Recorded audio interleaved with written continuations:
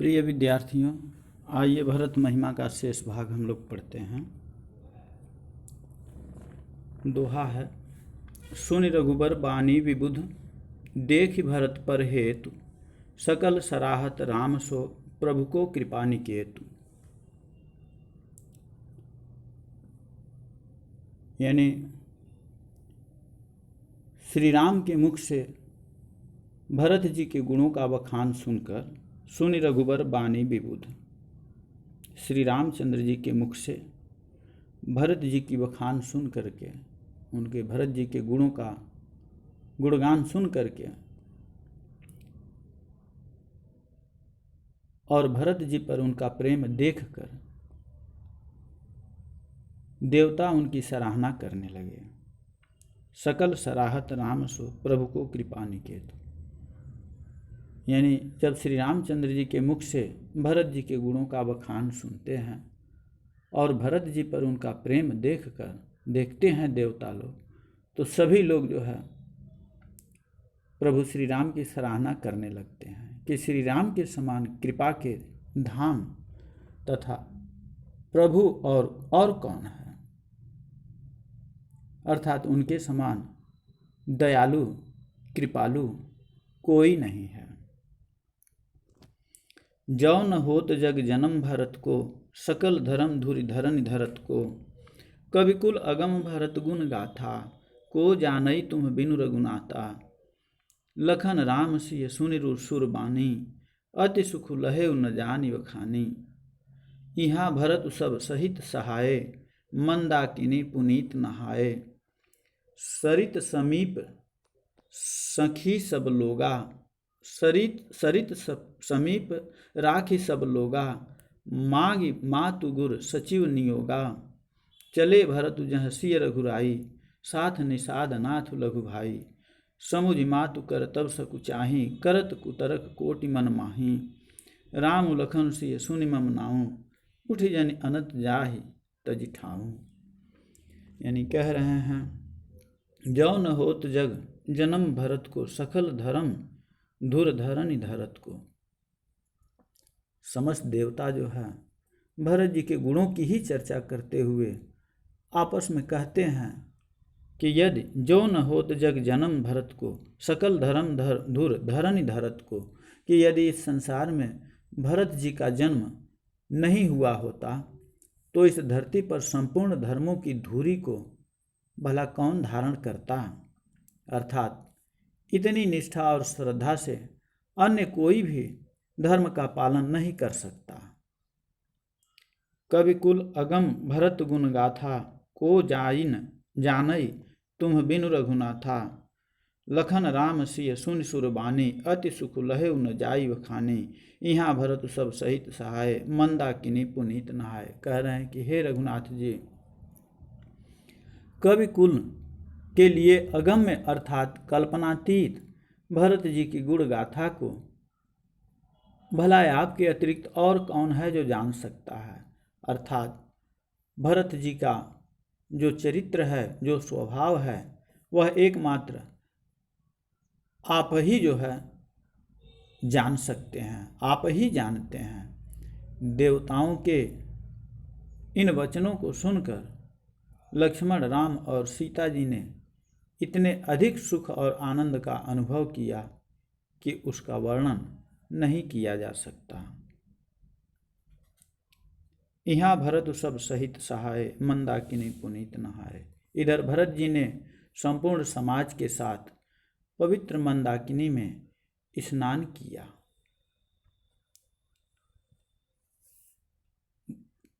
सरित समीप राखी सब लोगा, मांगी मातु गुर सचिव नियोगा। चले भरत जहाँ सिय रघुराई, साथ निषाद नाथ लघु भाई। समुझ मातु कर तब सकु चाही, करत कुतरक कोटि मन माही। राम लखन सिय सुनि मम नाऊ, उठ जनि अनंत जाहि तजि ठाऊ। यानी भरत जी ने सभी लोगों को नदी के समीप ही रोक दिया। सरित समीप राखी सब लोगा, भरत जी ने सभी लोगों को नदी के ही पास रोक दिया। मागी मातु गुरु सचिव नियोगा, और माताओं, गुरुओं तथा मंत्री सुमंत्र से आज्ञा मांग कर चले भरत जहसी रघुराई, साथ निषाद नाथ लघु भाई। यानी मंत्री से, गुरु से और माताओं से आज्ञा मांगकर निषाद राज एवं छोटे भाई शत्रुघ्न को साथ लेकर भरत जी उस स्थान की ओर चले भरत जहसी रघुराई, साथ नाथ लघु भाई। यानी कह रहे हैं कि भरत जी सभी लोगों को नदी के किनारे रोक दिए। माता, गुरु और मंत्री जी से आज्ञा मांग करके निषाद राज एवं अपने छोटे भाई शत्रुघ्न को साथ लेकर भरत जी उस स्थान की ओर चले जहाँ श्री राम सीता सहित विराजमान थे। समुझ मात कर तब सकुचाहि, करत कुतरक कोटि मन माही।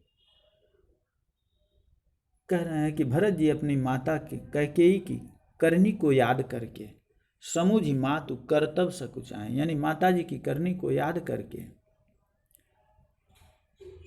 वो अपने मन में करोड़ों तर्क कुतर्क करते हुए सकुचाते जाते हैं, चिंतित होते जाते हैं, सकुचाते जाते हैं। संकोच होता है कि कहीं राम लखन सिय सुनि मम नाऊं, उठ जन अनत जाहि तज ठाऊं। कि कहीं राम, लक्ष्मण और सीता जी मेरे नाम को सुनकर इस स्थान को छोड़कर उठकर कहीं अन्यत्र न चले जाएं।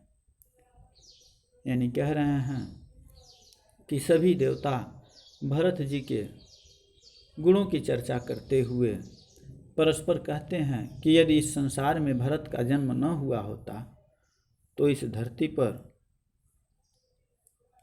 संपूर्ण धर्मों की धुरी को भला कौन धारण करता, अर्थात इतनी निष्ठा और श्रद्धा के से अन्य कोई भी धर्म का पालन नहीं कर सकता। हे श्री रामचंद्र जी, हे रघुनाथ जी, कवि कुल के लिए अगम्य और अर्थात कल्पनातीत भरत जी की गुण गाथा को आपके अतिरिक्त भला और कौन है जो जान सकता है, अर्थात एकमात्र आप ही तो हैं जो भरत जी के गुणों के जानकार हैं। देवताओं के इन वचनों को सुनकर लक्ष्मण, राम और सीता जी ने इतने अधिक सुख और आनंद का अनुभव किया कि उसका वर्णन नहीं किया जा सकता। इधर भरत जी ने संपूर्ण समाज के साथ पवित्र मंदाकिनी में स्नान किया। भरत जी ने सभी लोगों को नदी के समीप ही रोक दिया और माताओं, गुरुओं एवं मंत्री सुमंत्र से आज्ञा मांगकर निषाद राज एवं छोटे भाई शत्रुघ्न को साथ लेकर के भरत जी उस स्थान की ओर चले हैं जहाँ श्री राम सीता सहित विराजमान थे। भरत जी अपनी माता कैकेयी की करनी को याद करते हुए अपने मन में अनेकों तर्क कुतर्क करते हुए, सकुचाते हुए, संकोच करते हुए जाते हैं कि कहीं राम, लक्ष्मण और सीता जी मेरे नाम को सुनकर इस स्थान को छोड़कर कहीं अन्यत्र न चले जाएं। आगे कह रहे हैं कि मातु मते महु मानि मोहि, जो कछु करहि सो थोर, अघ अवगुण क्षम आदरहि, समुझ आपनी ओर। यानी कह रहे हैं भरत जी कि मातु मते महु मानि मोहि। भरत जी अपने मन में ही सोचते हैं कि मुझे माता कैकेयी के पक्ष का मानकर, या यूँ समझिए कि मैं भी माता के ही मत में हूँ, मेरी भी मर्जी है उसमें, अगर ऐसा ही मानकर श्री रामचंद्र जी जो कुछ भी करें, कछु करहि सो थोर, यानी जो कुछ भी करें वह थोड़ा ही है। अघ अवगुण क्षमि आदरहि, समुझ आपनी ओर, किंतु फिर भी मुझे विश्वास है कि वे मुझे अपने ही पक्ष का मानकर मेरे पापों और अवगुणों को क्षमा करके मेरा आदर ही करेंगे। यानी भरत जी संकोच करते हुए जा रहे हैं कि कहीं माता के करनी को याद करके प्रभु श्री राम, लक्ष्मण और माता जानकी जी वहाँ से चले न जाएं, कहीं और न चले जाएं। इस तरह से अनेकों प्रकार के संकोच करते हुए आगे बढ़ते हैं। फिर कहते हैं कि कहीं मुझे माता कैकेयी के पक्ष का ही मानकर श्री राम अगर जो कुछ भी करें, जैसा भी व्यवहार करें, वह सब थोड़ा ही है, किंतु फिर भी मुझे विश्वास है कि वे मुझे अपने ही पक्ष का मानकर मेरे पापों और अवगुणों को क्षमा कर देंगे, मेरा आदर ही करेंगे। वो मेरे साथ वैसा व्यवहार नहीं करेंगे।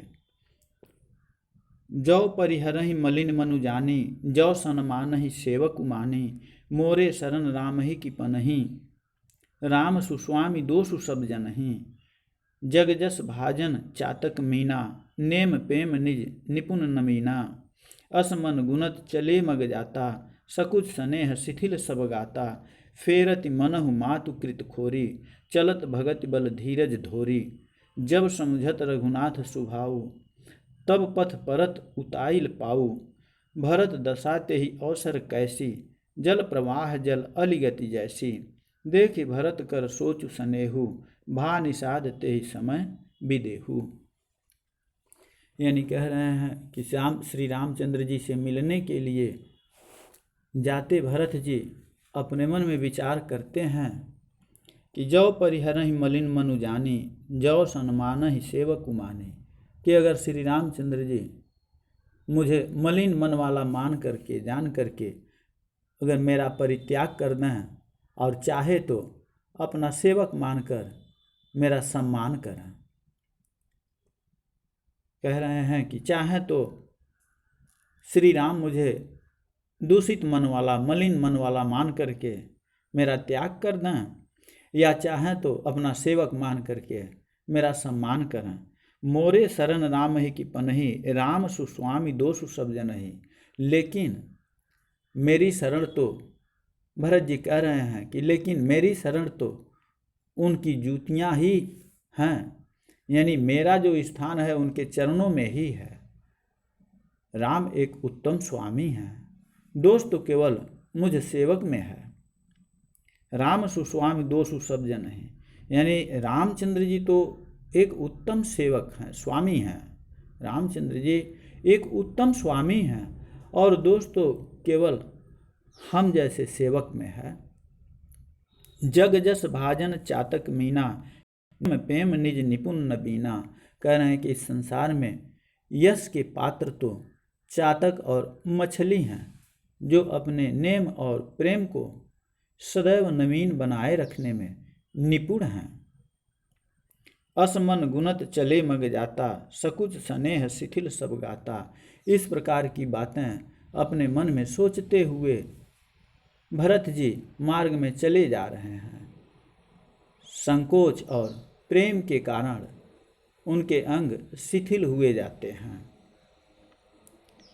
फेरति मनहु मातु कृत खोरी, चलत भगत बल धीरज धोरी। कह रहे हैं कि माता कैकेयी द्वारा की हुई बुराई उन्हें वापस लौट जाने को विवश करती है, प्रेरित करती है, किंतु धीरज की धुरी, धैर्य को धारण करने वाले धैर्य की धुरी भरत जी भक्ति के बल पर आगे बढ़े जाते हैं।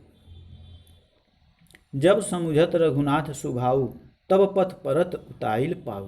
कहना जब वह प्रभु श्री राम के स्वभाव में विचार कर उनको समझते हैं, यानी जब भरत जी का मन श्री रामचंद्र जी के स्वभाव में विचार कर उनको समझता है, तो उनके पग बड़ी जल्दी जल्दी आगे बढ़ने लगते हैं कि श्री रामचंद्र जी शरणागत वत्सल हैं। वह सभी गुनाहों को, सभी पापों को माफ़ करने वाले हैं। जो उनकी शरण में चला जाता है तो प्रभु सारे पाप, सारे अवगुण भूल जाते हैं, शरण में आए हुए की रक्षा ही करते हैं। भरत दशाते ही अवसर कैसी, जल प्रवाह जल अलिगति जैसी। कह रहे हैं इस समय जो भरत की दशा है ऐसी हो रही है कि जैसे जल के प्रवाह में जल के भंवरे की होती है। देखि भरत कर सोच सनेहु, भा निषाद ते समय विदेहु। कह रहे हैं कि भरत जी की ऐसी दशा को देखकर निषाद राज उस समय विदेह हो गया है, अर्थात अपने शरीर की ही सुध बुध खो बैठा है। ऐसी दशा हो गई है। एक बार फिर देख लीजिए, रामचंद्र जी से मिलने के लिए जाते भरत जी अपने मन में विचार करते हैं कि चाहे श्री राम मुझे मलिन मन वाला जान करके मेरा परित्याग कर दें, चाहे अपना सेवक मानकर मेरा सम्मान करें, किंतु मेरी शरण तो उनकी जूतियाँ ही हैं, यानी मेरा शरण उनके चरणों में ही है। राम एक उत्तम स्वामी हैं, दोष तो केवल हम जैसे सेवक में है। इस संसार में यश के पात्र तो चातक और मछली ही हैं, जो अपने नेम और प्रेम को सदैव नवीन बनाए रखने में निपुण हैं, कुशल हैं। इस प्रकार की बातें अपने मन में सोचते हुए भरत जी मार्ग में चले जा रहे हैं। संकोच और प्रेम के कारण उनके अंग शिथिल हुए जाते हैं। माता कैकेयी द्वारा की हुई बुराई उन्हें वापस लौट जाने को प्रेरित करती है, विवश करती है। माँ के करनी को याद करते हैं तो यही मन करता है कि अब वापस चले चलें, प्रभु श्री राम से न मिलें, किंतु धीरज की धुरी भरत जी भक्ति के बल से आगे बढ़े जाते हैं। जब उनका मन श्री रघुनाथ जी के स्वभाव में विचार कर उनको समझता है तो उनके पग जल्दी जल्दी आगे बढ़ने लगते हैं। सारा भय समाप्त हो जाता है। जब प्रभु श्री राम के व्यवहार के विषय में सोचते हैं, उनका मन सोचता है, तो उनके अंदर एक नई ऊर्जा हो जाती है, एक नया उत्साह हो जाता है कि प्रभु श्री राम तो शरणागत वत्सल हैं, वो हमारे समस्त पापों को माफ़ कर देंगे, क्षमा कर देंगे मुझे। इस समय भरत जी की दशा ऐसी हो रही है जैसे जल के प्रवाह में जल के भंवरे की होती है। भरत जी की यही दशा को देखकर निषाद उस समय विदेह हो गया, अर्थात अपने शरीर की सुध बुध ही खो बैठे हैं निषाद राज। आज के लिए बस इतना ही है। आपका दिन मंगलमय हो।